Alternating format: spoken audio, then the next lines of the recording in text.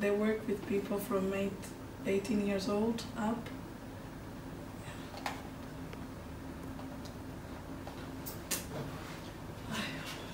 Okay, so this is the statistics from 2017.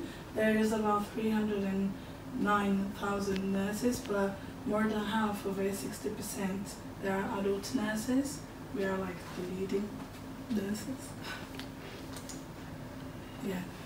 So the key responsibilities of adult nurses is to observe a patient, treat them, check the vitals. They're like the umbilical cord to doctors, as they're the ones who communicate with the doctors and tell how the patient is.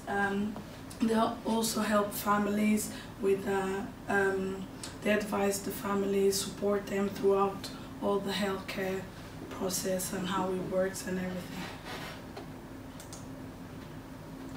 So to be a nurse, you have to have values and certain behaviors.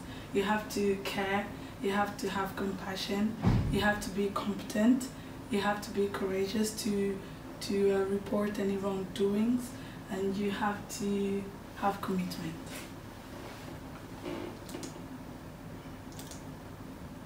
Okay, so nursing, traditional nursing is like, it started like, it was ruled by the Church of England. The nuns used to do the care. They didn't have any training, but they used to do it because I think at the time, people's mind wasn't that open. Everyone was more religious, so the nuns used to do everything and used to be like in the homes. And then in the middle 18s, the nurses still didn't have like, other people apart from nuns started doing like the nursing, but it was like for women, the gender norm at the time was for women to be nurses, as they found it like it was just an extension of household chores, because what they do is just a list. At the time, women used to be like robots at home, isn't it? And that was just an extension, and the way they behaved in front of a patient was like the way they behaved at home with their husbands. They were just obedient, do whatever the patient wants and all of that. And the healthcare settings at the time was just in wards or in the homes still. But nowadays, after Florence Nightingale, she is considered the founder of modern nursing.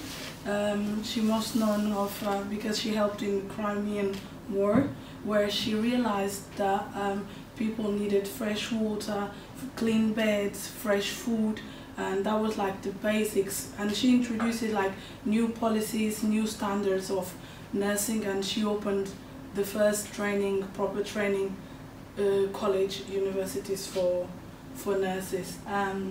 Now there's like, even though there's like a bit of there's more diversification of the gender, there's still 10% of the nurses are still male, and 90% are female. So there's a big gap, and yeah, and now nurses take more leadership roles and they've got more responsibilities, because before people used to rely more on doctors, but now nurses can take some decisions, as doctors can occupy themselves with other things as well. Okay, nurses are part of a multidisciplinary team. That means like they work within a team and they have like a comorbidity relationship with the other teams. That means like they work all together, they interact, they communicate in order to deliver an efficient healthcare to the patients. There can be doctors, physiotherapists, social workers, like government police. They can work together in some cases. So, okay. for examples of some team leader roles. Doctors, they usually plan the discharge planning. They're like the managers of the team, because they plan the staffing, the workload of everyone, and then, for example, if a social worker gets involved, for example, if it's an abuse case or something, social worker can attend court, and they can help the patient, for example, with their personal needs, social needs outside the hospital, you know. So, and nurses work all together.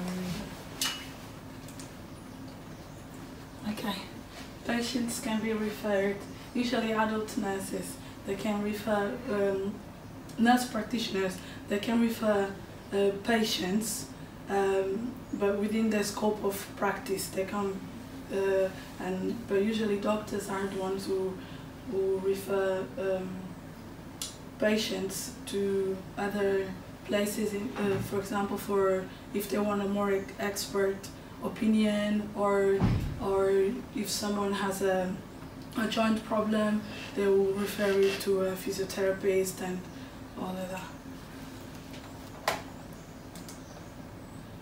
Okay, so, and there is professional boundaries. Professional boundaries are the space between the nurse's power and the patient's vulnerability. So because the nurse has more authority, that opens like a big gap between the nurse and the patient, because the nurse gets to know the patient, and the patient doesn't know the nurse. So it makes the patient vulnerable. And so the nurse has to be cautious on how to react, how to behave, has to be professional at all times, and always work within the therapeutic line. Yeah, so the nurses have to be to work here, be here. They can have a patient, a mental health disorder that needs a continuous care. The nurse has to be careful, because the relationship is not terminated, and the nurse has to be avoid business and personal relationship with the residents. And if any boundary is crossed, they have to re-examine limited boundaries and avoid the crossings to occur again.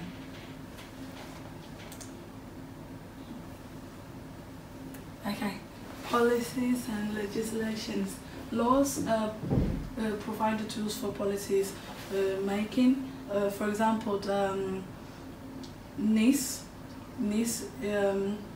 bases its guidelines in laws that are like already made, and policies they base it in laws.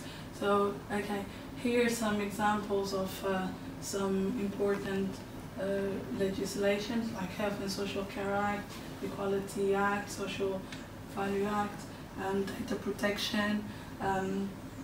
At the moment, healthcare laws are changing because there's a shortage of beds and the staff, and the failure to achieve the waiting times target, which is 4 hours. Okay.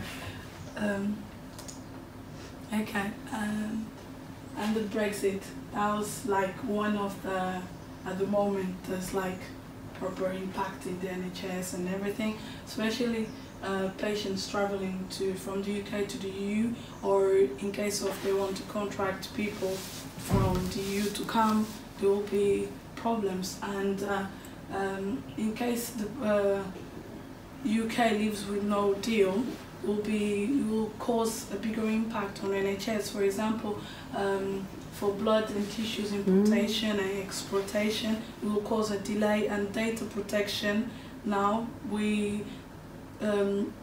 they'll have to, I think they will have more, what's the name of it? They'll have problems.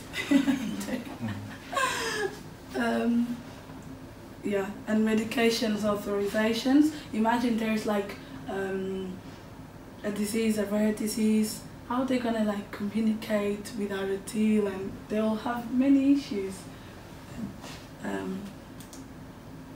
Okay, I found this act very interesting because even though there's laws, we have to understand they're not perfect and they have to be revised all the time. For example, this one, the Misuse of Drugs Act 1971, wasn't revised until I think around 2001, because it was only revised after Shipman, which was a doctor. He killed like more than 200 people, more than yeah, and then he caused significant changes to the act, and it made people realize that every law has to be revised, because this one wasn't touched almost. This act helps people. It promotes safety of patients. It helps nurses how to manage medication within the legal framework, and doctors, all the healthcare professionals. And even though there's there was changes, after that they said even though there's like law, implementation of law, and people that are there to enforce law, it takes time. For example, if someone is doing mistakes with medications, it might take 30 deaths for people to get the murderous trend. Because now I think in Britain people are not registered to a doctor, they're registered to a practice. So some laws are more general, and I think it should be more concrete, because if something like that, 30 deaths is a lot for you then to change a law. And then there's the Mental Capacity Act. This one is very interesting. You have to assume person capacity. Don't judge them straight away. You have to diagnose, assess, do everything you can. In case you have to restrict, you know that they don't have capacity. When you choose, make a choice for them, but make sure it's the least restrictive way for the patients you're taking care. Okay, this is the NMC code. They regulate nurses and midwives in the UK. They set standards of training. They've got the code, which is to prioritize people, preserve safety, practice effectively, promote professionalism and trust. Denise, they set quality standards and perform quality standards to the healthcare professionals. They've got several guidelines, clinical guidelines, safe staffing guidelines to support nurses. Ethics is about the moral part of the job, and nurses have to be aware of people's different backgrounds, culture, and respect that. So everything they have to is a moral obligation to report any immoral professional behavior, report violence cases.